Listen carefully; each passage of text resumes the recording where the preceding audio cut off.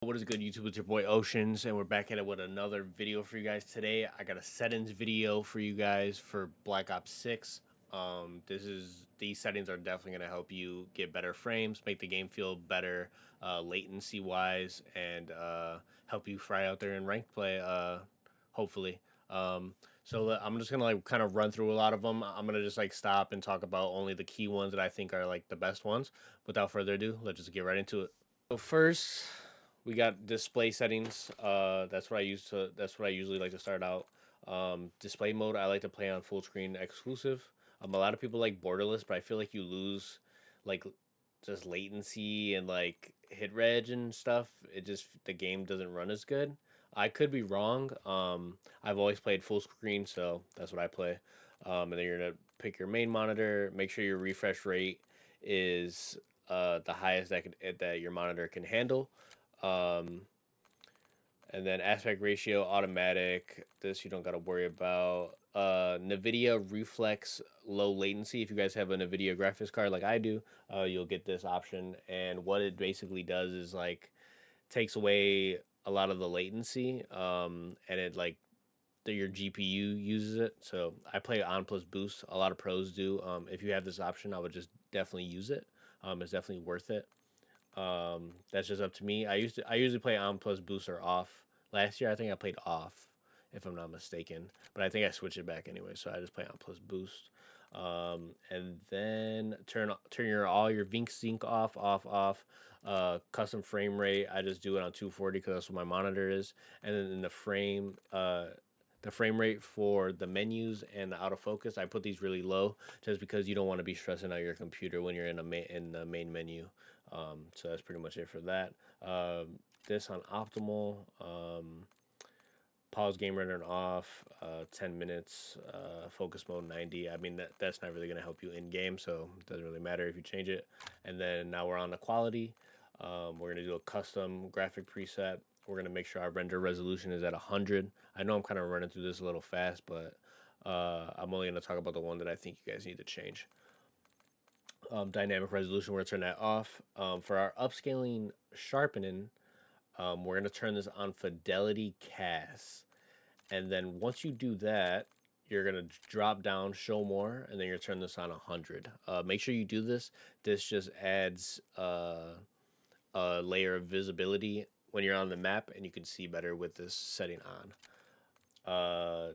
Frame generation, turn all that off. You don't want that on. It's gonna fry your frames and fry your computer. VRAM scale target, I usually keep this anywhere from like 80 to 90. I put on 90 because I have like a lot of RAM. Uh, Variable rate shading off. And then like all of this stuff, honestly, for details and textures and below, just turn everything on low or off, or very low and off, the lowest it can go. So do that for pretty much everything in this category. Now for on-demand texture streaming though, this is a big one. I want you guys to turn it on minimal for on-demand texture streaming. We're gonna go minimal. Then we're gonna go to show more, and then you're gonna put the allocated texture cache size to 16.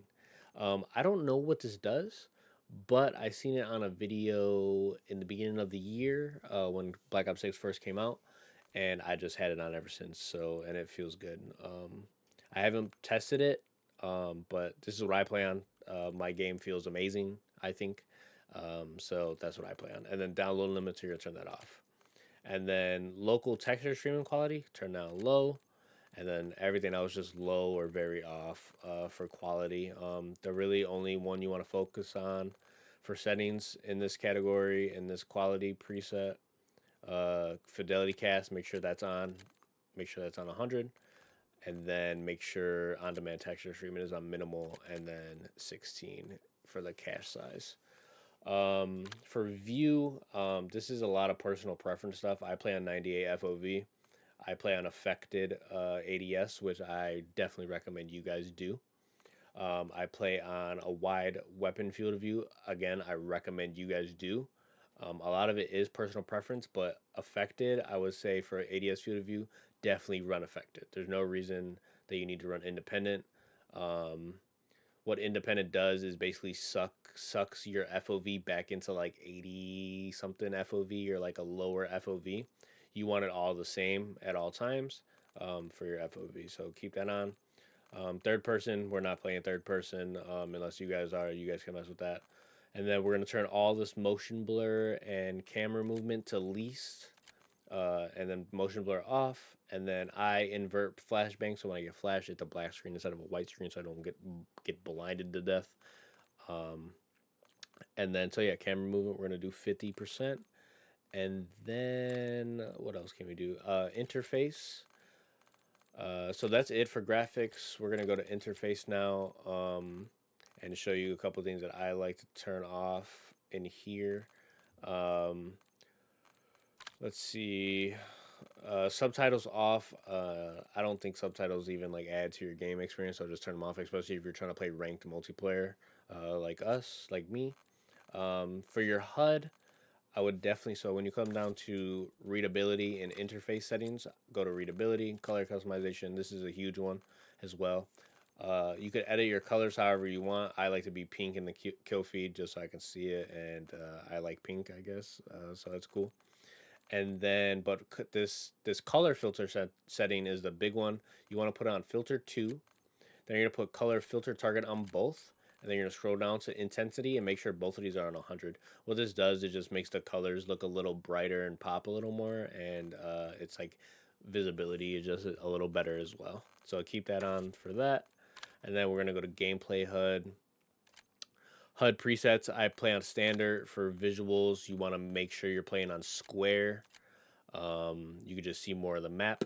And then for compass type, this is going to be off. And then you don't need a compass when you're playing multiplayer. Minimap rotation, want to keep this on. Radar, keep that off. Scale, now what scale does is makes the square bigger on your HUD. I like to play like at a 110 so I can still see the score of the game. And then information, I do all. And then icon scale, I put 125. Minimap opacity, 100. And then for the rest of these, for visibility, all 100. And then for player names, you want to see player's full name. And then colors, we just went through that. So you guys should be good in that. And then a lot of people ask me about this one you might not know. If you go to interface, gameplay HUD, and then you go to crosshair, you're going to want to put on center dot. Then you're going to put on largest. You're going to put crosshair dot on. Then you're going to put on largest. Then you're going to do crosshair opacity 100. And then you're going to go to crosshair color right here. And then I like to do a green. Green like stands out a lot in a lot of these maps. So that's what I like to do. I know a lot of people would like to do a blue or a pink or a red even. I like to do green. I feel like it's the best for me. Toy around with it, see how you guys like it, and then make sure you guys hit apply custom color. And what that's going to do is give you a big center dot. Think of like a CS player or a Valorant player where they just have a dot for their crosshair. It's going to help you guys with your centering and all that good stuff. It definitely helps me out, so I would definitely recommend it. I would definitely turn on hit marker visuals, turn all that on, and then weapon information and all this good stuff. Turn it to 100. Right, guys, now that we got your graphic settings down, we're going to go head over to the controller. I'm just going to kind of fly through it because a lot of it is personal preference. I'm just going to highlight the ones that you should be rocking. So let's just hop right into it. So first of all, you guys want to turn all this stuff off. Your sense, I play on a 1.6 cents. That's just what I like. Again, it's all personal preference. Find a sense that you like and try it out. I play like a kind of a middle ground of fast and slow 1.6s. So anything that you guys play on, just test it. It took me a while to find the sense. I was playing on like 1.65, I believe, which is like 7.7, but I didn't like it. I felt like it was a little too fast for me, so I just fine-tuned it, and I'm at a good place, and I think this is going to be my setting for the rest of the year. Yeah, so turn all this stuff off, and then we're going to turn your controller vibration off, guys. If you're playing with controller vibration, you might as well just not even be playing the game, honestly. I see a lot of people play with it on for some reason. It just messes up your aim, if you guys didn't know that, and it strains your hands a lot. Definitely would turn that off. For dead zones, everybody's controller is different. Everyone likes different feelings on their dead zones. It messes with your sense. So this is what I rock. I believe Dashy rocks something similar, except he rocks for his right stick a minimum of 3, a right stick max of a 99. For my left stick, I rock a minimum of 1 and a left stick max of 90. So what basically that allows me to do is get to my movement a little faster since I really don't have a dead zone. It's only at 1.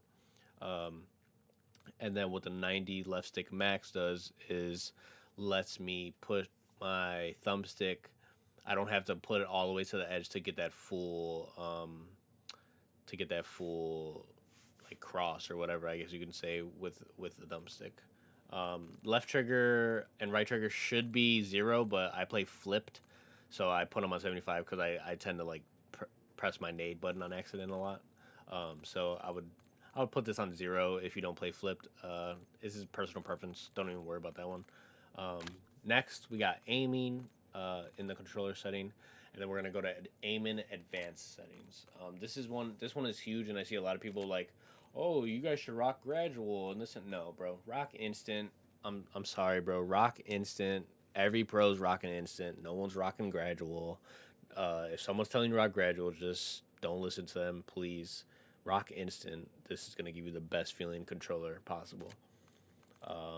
And then our aim response curve should be on dynamic. I know a lot of people like linear for some reason. I don't like it. Play dynamic. All the pros play on it. It's the easiest to use. Just use dynamic. Okay, you're gonna thank me later.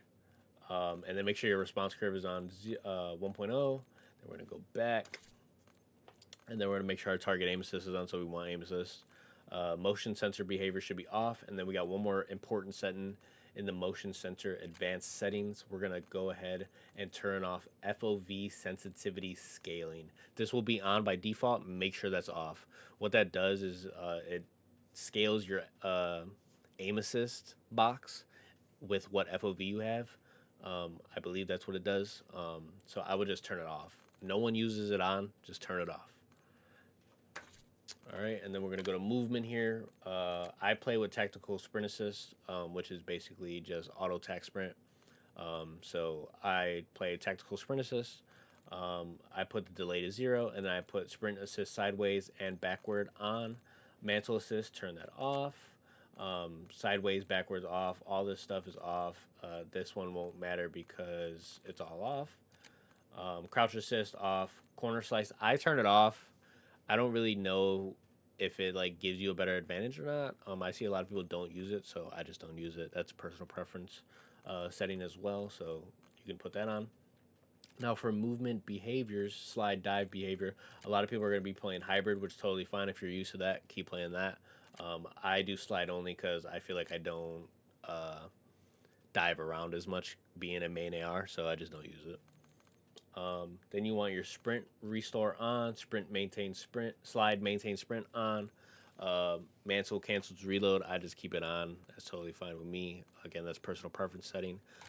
Movement advanced settings. I just do off, off, off, single tap, sprint, trigger for plunging underwater, and sprinting door bash on. Vehicle settings. We don't really care about that because we're playing multiplayer. And then this stuff is pretty much basic. You don't really need any of this, so you should be good. If that helped you with your controllers, please let me know in the comments below. If that helps with your graphic settings, please let me know in the comments below. If you guys have any questions about anything, please let me know. I'll do my best to try and help you guys. I know I'm not the best at these settings videos, but that's pretty much just what I'm rocking. And I feel like my game feels phenomenal, amazing, and I stream and record at the same time on one PC, and I feel like I get really good hit reg and latency on my controller and stuff. And I get a lot of frames in game as well. So that's what I'm rocking. Let me know how you guys like it. We'll see you guys in the next one. I really appreciate all the love on everything. Make sure you guys are following the TikTok, following the Twitch, following Twitter, all that good stuff. And we'll see you in the next one. Peace.